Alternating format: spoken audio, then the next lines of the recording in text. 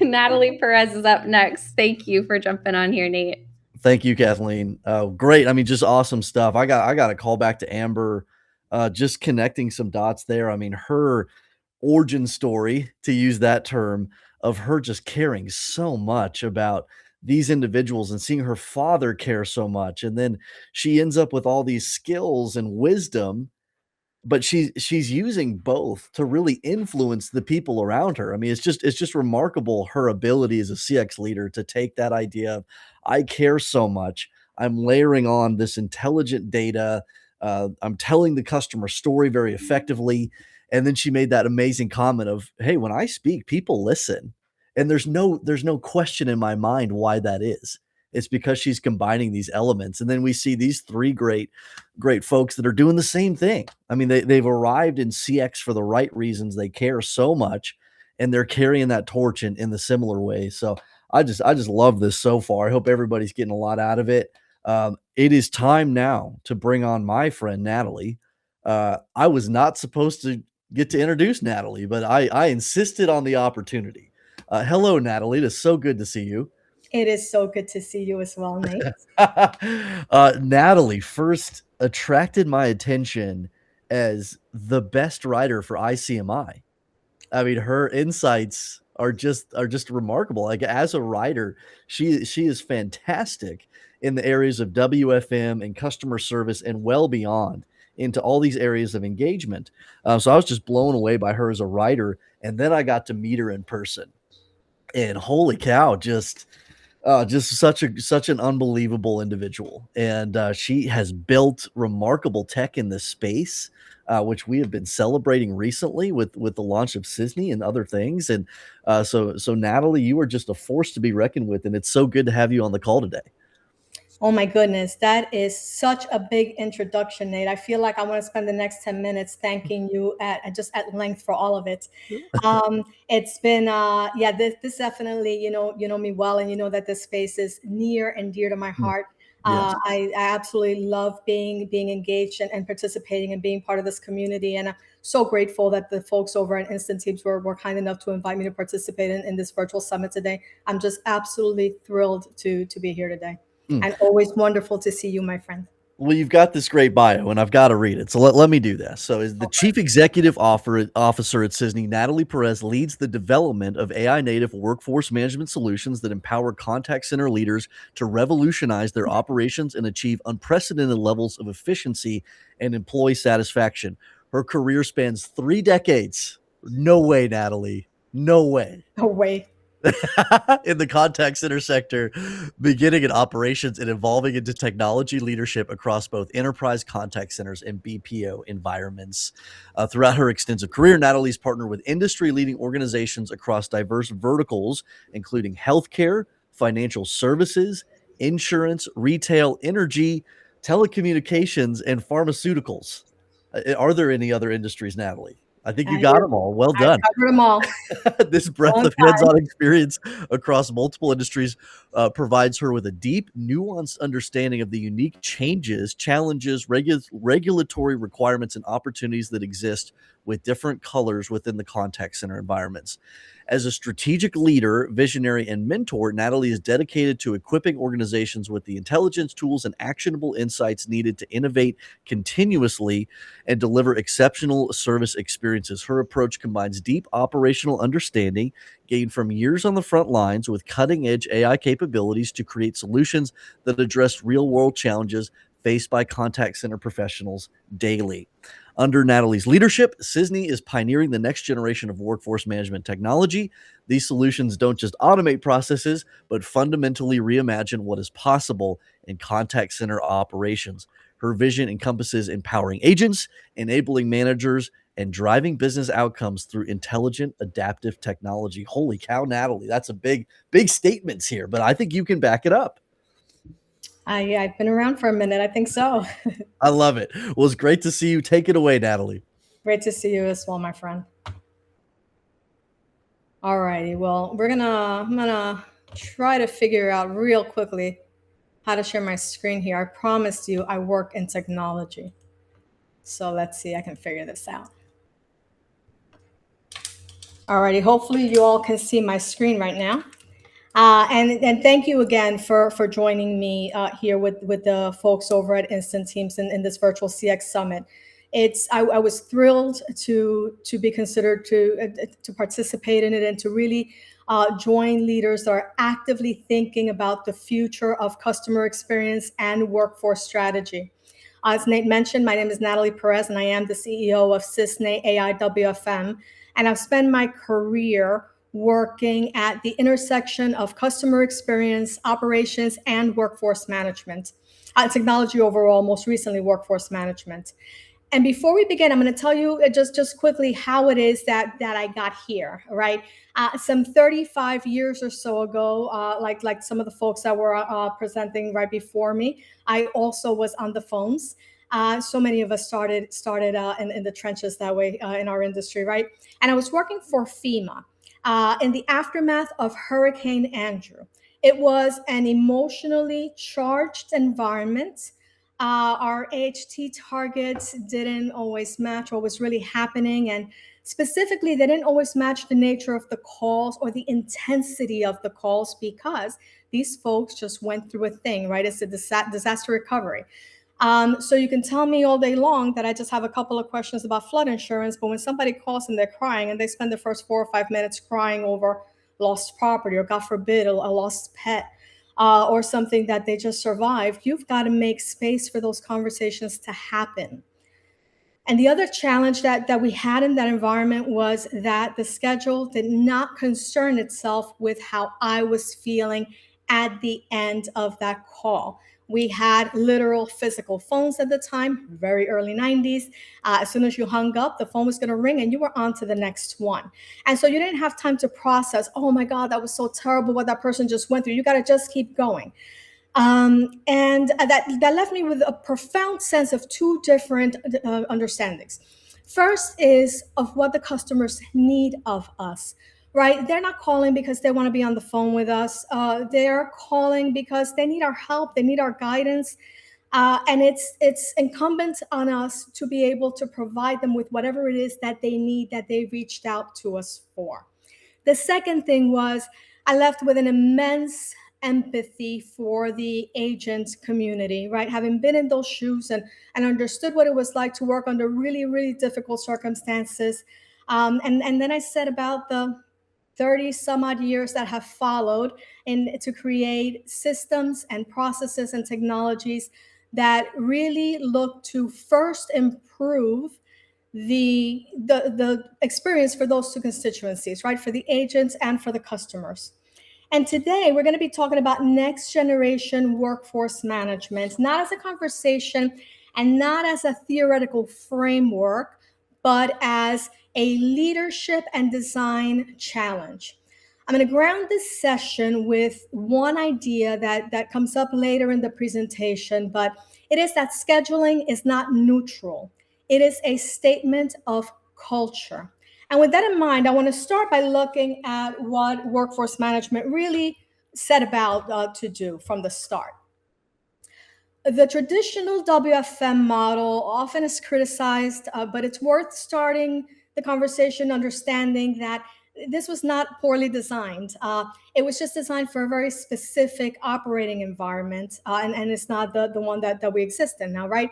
We had demand that was relatively predictable. We had seasonality that followed recognizable patterns and limited channels, right? For decades, we had primarily just voice, where things like Erlang made perfect sense. It lends itself completely well to that. And volumes could easily be forecast with reasonable confidence weeks in advance. In that context, fixed schedules and role-based staffing made sense. And efficiency-first metrics like occupancy and shrinkage were rational indicators of success. And centralized control reduced risk because volatility was low. WFM did exactly what it was built to do. The problem is that the environment that it was optimizing for no longer exists. The problem is not just that, but we're really operating in a universe where we're defined by channel fluidity and demand spikes and hybrid workforce models. And constantly shifting customer expectations. The demand is so different than when WFM really got its start. And when the operating model stays the same, but the environment changes, misalignment is going to become inevitable. And here is where that tension becomes visible.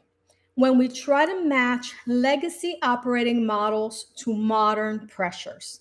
On the one side, everything about the external environment has changed, right? Customers move from chat to voice to messaging without thinking about it, and demand is no longer cleanly seasonal, but instead it's spiky and it's reactive and it's influenced by forces that we often can't see in advance. And the work itself has also changed. Hybrid and remote environments are now the standard, as the folks here at Instant Teams can well attest to. Labor markets are tighter, they're more mobile, and agents have more options and higher expectations. On the other side, many operating models still look the same. Forecasts are built in static cycles. Schedules are fixed and they're difficult to adjust. Adherence is used primarily as a control mechanism, and it's worth pausing here for a minute to understand the real purpose of adherence tracking. The question that we're trying to answer with adherence tracking is, are you exactly where your schedule says you should be doing exactly what it says you should be doing, right? If an agent is running long on a call or they're stuck in ACW longer than planned, the system flags it. But here's the issue with that. When adherence is used mainly as a control mechanism, it becomes simply about monitoring and correcting deviations from the schedule. It answers the question, are you following the plan? But it does not answer, why did that deviation happen?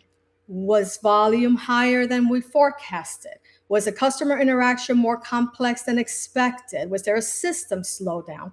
There is a difference between watching whether someone is exactly on schedule versus using schedule variances as signals that something in the system may need adjusting. And lastly, on this side of the ledger, performance is evaluated through utilization metrics like occupancy and shrinkage rather than lived experience. The system is optimizing for the use of time rather than for a schedule that is sustainable to the agent. The gap between those two realities is what creates that pressure, right? And that friction that your agents, by the way, are going to feel first. When demand spikes and then the schedules remain rigid, the stress is going to increase on the agents. Similarly, when flexibility is limited, but the expectations are high, you're going to see another slow build of frustration, right? It's kind of all these underlying sources of stress for our agents. And your customers are going to feel it next. It's going to manifest itself in delays and in inconsistencies and in escalations.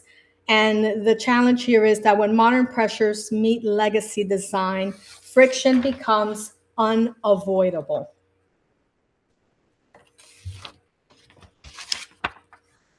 If the issue is misalignment, then the solution can be one-dimensional, right? Next-gen WFM requires alignment across three key pillars: technology, talent, and transformation. Most organizations try to modernize one of these in isolation. They can implement new tech without rethinking operating philosophy, or launch engagement initiatives without redesigning schedules, or otherwise just declare transformation without really any change to metrics or leadership framing. These approaches will not hold. Technology without talent alignment increases pressure.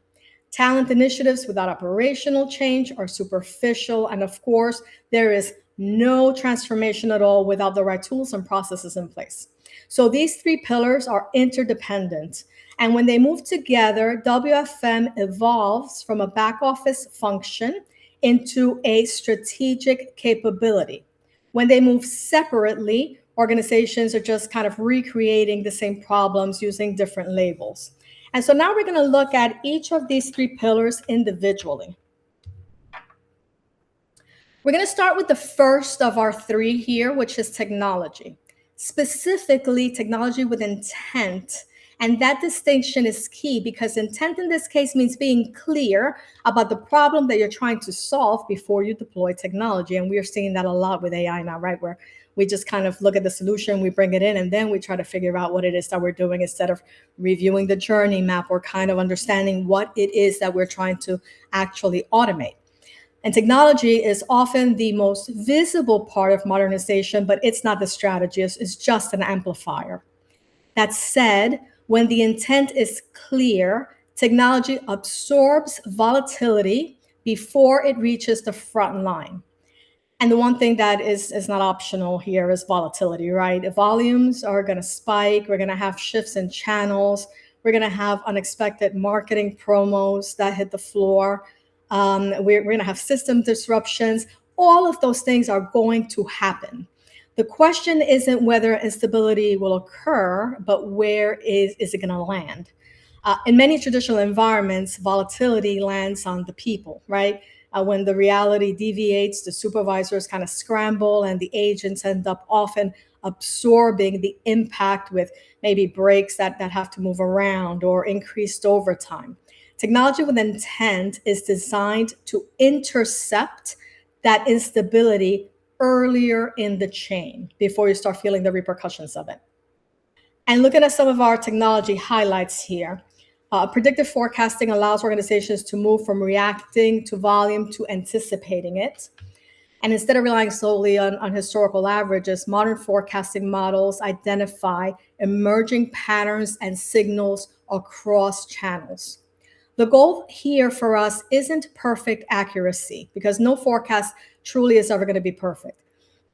The goal is fewer downstream disruptions and fewer emergency schedule adjustments and faster recovery when the assumptions shift, which invariably they're going to do. Real-time visibility and contextual automation extend that protection. Instead of simply tracking adherence minute by minute, systems can identify risk signals early. They can flag when the service levels are trending downward or when the workload is becoming imbalanced.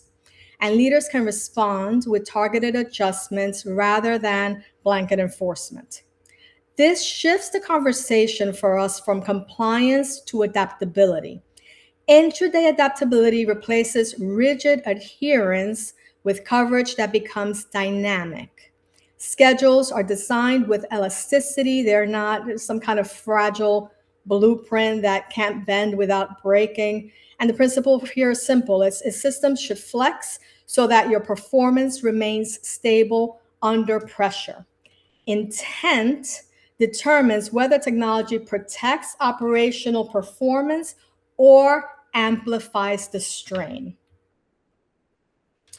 And now we're going to look at what this means for us in practice.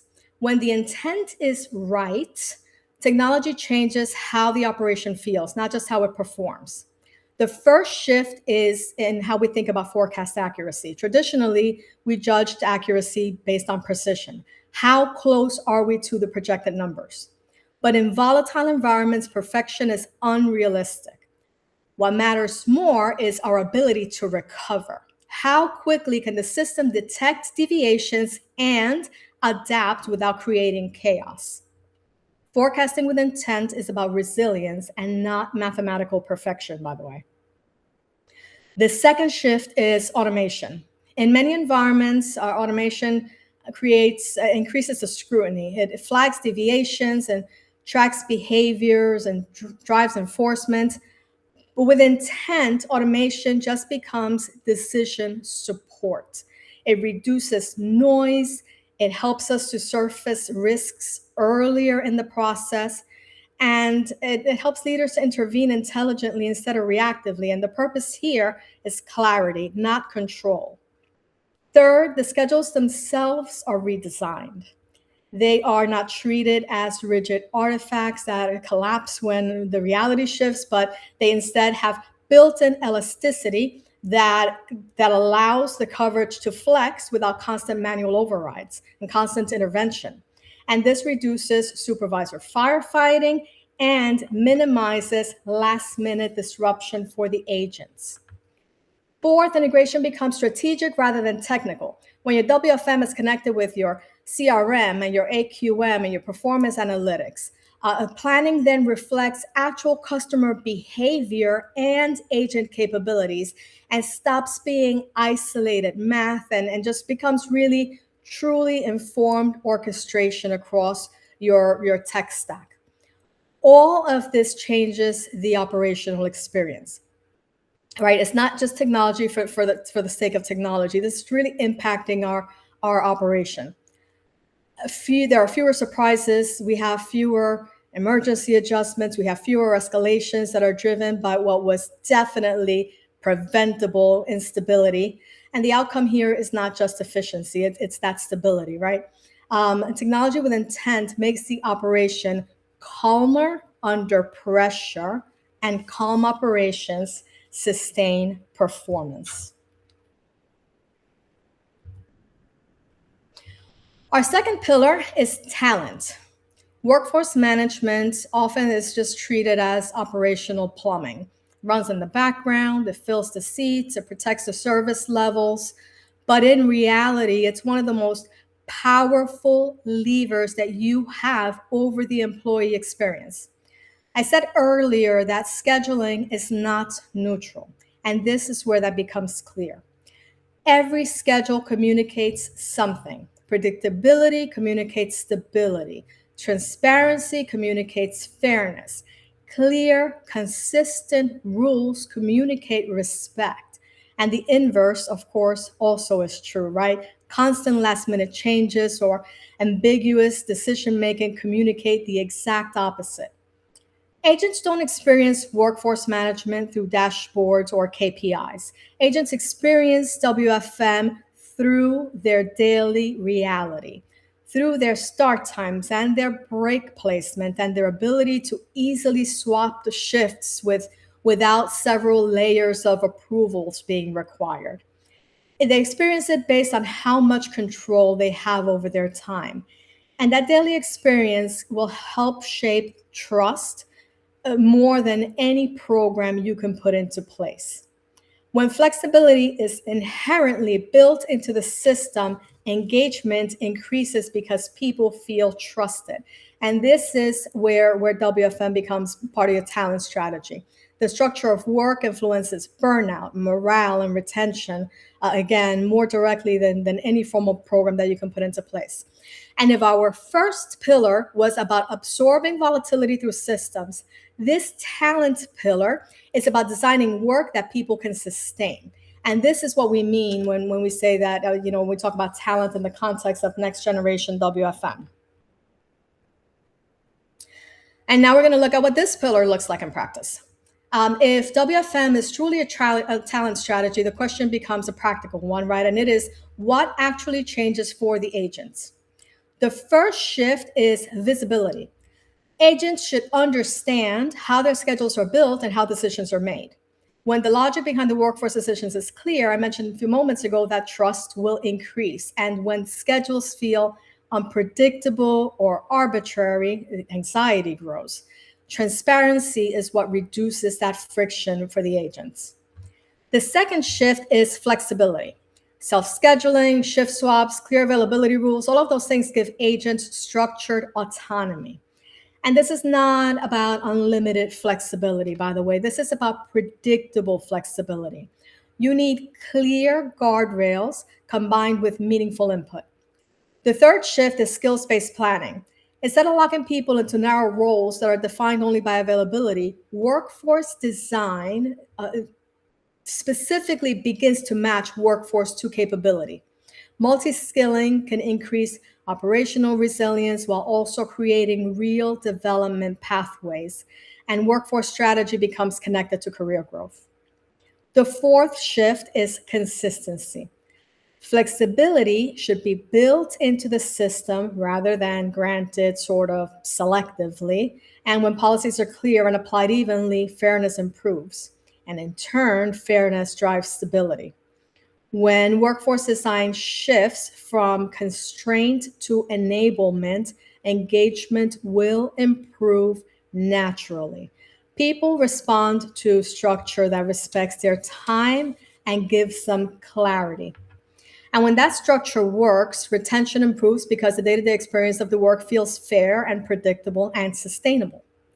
This is what talent-centered WFM looks like in practice. And guys, let's not minimize what this can do for the agent experience. I don't know if there's a better example, certainly from my perspective, than me having a visceral reaction over 30 years later from the point where I was not able to take a quick break between two stressful calls. I remember that to this day. And so this really can go a long way with your agents. This can be exhausting and draining work, and agents control so little. Having some agency over scheduling will go a long way toward improving that level of engagement and retention.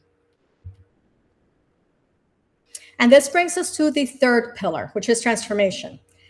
Technology can be purchased and you can rewrite your policies and redesign the dashboards, but transformation is different because transformation requires leadership to redefine what WFM is responsible for. If WFM is framed only as cost control, and it often is, the organization is going to continue to optimize for efficiency even when it is undermining resilience and employee experience and long-term performance. The framing will drive that behavior. When WFM is positioned as a business driver, the conversation changes. It becomes connected to revenue protection and to customer satisfaction and to retention and to operational stability. And more importantly, it moves out of the back office and into your strategic discussions. It gets a true and well-deserved seat at the table. Transformation also requires a shift in mindset. Control has to move away from rigid rules-based enforcement toward principled guardrails. And the question changes from how do we enforce compliance to how do we design systems that perform reliably under pressure? That shift will affect how your leaders coach and how managers intervene and how performance is evaluated. This is where a lot of our modernization efforts stall because new tools are implemented, but leadership framing doesn't change. Maybe the metrics remained too efficiency heavy. Maybe we were still incentivizing and rewarding old behaviors. And when that happens, organizations are just using new capabilities to strengthen those old habits. Real transformation happens when expectations evolve alongside the tools, when performance conversations change, and when dashboards reflect balance, and when leaders consistently reinforce a broader definition of success. Transformation is going to show up in how you measure, in how you reward, and in how you lead. And without that shift, even the best technology and the strongest talent strategy eventually will just revert to old patterns. And of course, now we're going to look at what that transformation looks like in practice. First, we have executive alignment on outcomes. Leadership has to agree on what success actually means before selecting tools or redesigning processes. If the definition of success is still limited to cost per contact, for example, then every decision is going to pull the organization back toward that short-term efficiency metric. Alignment has to expand to include resilience, employee experience, and long-term performance. Second is change management across teams. WFM ops leaders and agents all experience change differently. What feels like a systems upgrade to one group, it can feel like nothing but disruption to the other. And so communication matters a lot here, you guys, as does a phased adoption, as does context. All of those things really matter in this implementation. Without alignment at every level, the best design models will all stall, as I mentioned earlier. Third, your metrics have to evolve. Occupancy and shrinkage still have value, but they're not complete in and of themselves. They're not standalones. Organizations have to balance efficiency with indicators of stability and employee experience. Otherwise, your dashboards are going to continue reinforcing that old behavior, even though your strategy has shifted. And finally, there has to be a willingness to redesign and not just optimize. Incremental improvements to legacy structures rarely produce meaningful shifts. Sometimes the model itself needs to change, but optimizing a misaligned system is just going to yield a different version of the same outcome. Transformation in practice isn't dramatic, it's deliberate and shows up in how decisions are framed and how we define success and how leaders consistently reinforce those standards over time. And here's where our three pillars intersect. When technology, talent, and transformation are aligned, workforce management stops being a reactive function. Thought I heard something, and becomes a strategic advantage. Technology provides adaptability and predictive forecasting. Real-time automation and integrated systems I mentioned earlier will help absorb volatility before it reaches the front line, creating earlier visibility, faster response times, and fewer surprises. But as we discussed just moments ago, the tech alone doesn't guarantee stability. Talent alignment ensures that flexibility, transparency, and growth all are built into the structure of work. Agents experience clarity and workforce design that supports sustainability, not just coverage. And finally, transformation, as we just finished discussing, is what holds it all together. Leadership framing, evolved metrics, and consistent accountability ensure that the organization doesn't revert into efficiency only thinking under stress. It's worth mentioning that if one pillar moves without the others, the system will be strained. But when all three pillars move together, the operation becomes agile under pressure. And this is what Next Gen WFM looks like in practice. Not a single breakthrough tool, not a one-time initiative, but a system where technology absorbs volatility and workforce design supports people and leadership reinforces that model. And that's where your competitive edge is going to emerge. Awesome. Did you have another slide, Natalie? I did. Could you see Okay. it now? Well, we actually do need to wrap up here. You know what? But yep, all good. I've Sorry got about that. a couple of action steps, but I'll go ahead and I'll make those slides available to you guys so that you can go ahead and review those on your own time. Appreciate that, Natalie. Apologies No on that. I mean, worries. loved your concept of calmness leading to great experiences. I mean, I feel like I've been saying all the time, the idea of survival mode and chaos is the antonym of great experience. So I love your concept there and this idea of these concepts you're bringing. I mean, talk about helping people inside the company to be the very best that they can be, and then also connecting the dots between ROI and true EX and CX together.